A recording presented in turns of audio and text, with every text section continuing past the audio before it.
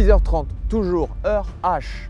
On l'a vu, les Américains débarquent à Utah Beach. Ils arrivent en même temps, ici, derrière moi, à Omaha Beach. Omaha, la sanglante, qui forgera pour toujours l'imagerie populaire de ce 6 juin 44, l'aube qui a changé le monde.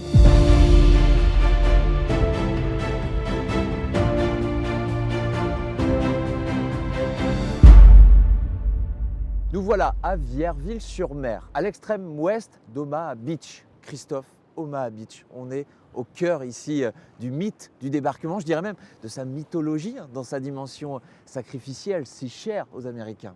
Exactement, Omaha la sanglante on dit, hein, tu sais, Omaha Beach, Bloody Omaha, c'est vraiment le cœur du sujet puisque c'est l'endroit où il y a le plus de morts. On parle d'environ 24 à 25 000 hommes qui débarquent.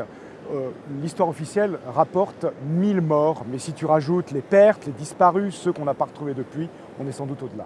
Il y a un épisode très précis qui est commémoré ici, c'est celui des Bedford Boys. Bedford, c'est une petite commune de Virginie. Exactement, parce que les gens qui débarquent ici, la 29e division, est composée notamment de gardes nationaux, c'est-à-dire des gens qui se sont portés volontaires avant la guerre pour servir leur pays, mais qui ne sont pas totalement intégrés dans l'armée régulière, ils sont normalement pour la défense du pays, et ils sont de la Virginie. Donc les gardes nationaux de la Virginie, on en a le drapeau aujourd'hui, entre le drapeau américain et le drapeau français.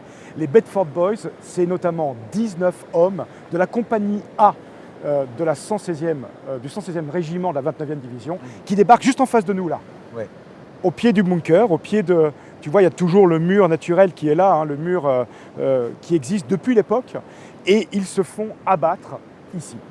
Omaha la sanglante, on a évoqué Utah Beach, où les choses se passent, on va dire, à peu près comme prévu. Qu'est-ce qui explique qu'ici, c'est un tel massacre dans les premiers instants du débarquement? Tu sais Thomas, c'est des débats sans fin et même moi, j'ai du mal parfois à me retrouver dans toutes ces affaires-là, mais l'une des explications les plus rationnelles, c'est celle qui explique la forme de la côte, un peu en cercle, on voit bien en arc de cercle.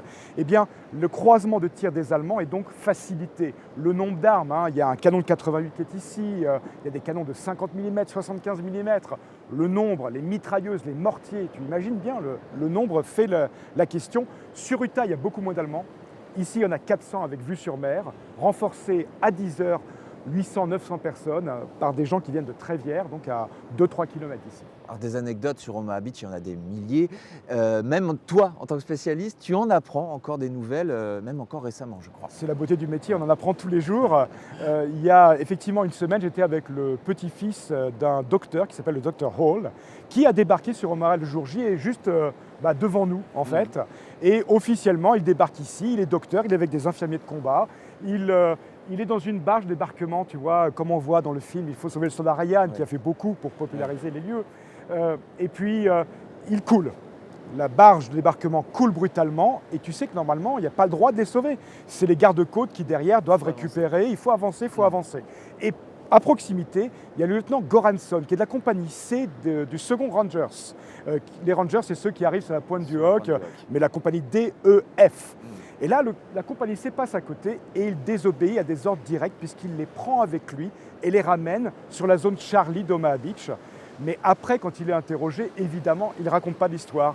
Et le médecin corrobore son histoire pour ne pas qu'il soit passé en cour martiale pour désobéissance, tout simplement. Et il arrive ici et il dit après à l'officier qui l'interroge, « Non, mais j'ai nagé. » 5 km, tout le monde le fait le matin, évidemment, dans l'eau glacée. Il dira après-guerre qu'effectivement, il n'a pas nagé et qu'il remercie toujours le lieutenant Goranson de l'avoir sauvé. Mais il gardera ce mythe toute sa vie. Il faisait partie des medics, ces infirmiers qui accompagnaient les soldats sur les plages. Ils seront au cœur de notre prochain récit sur Omaha Beach, un peu plus à l'est là-bas. On y va. Allons-y.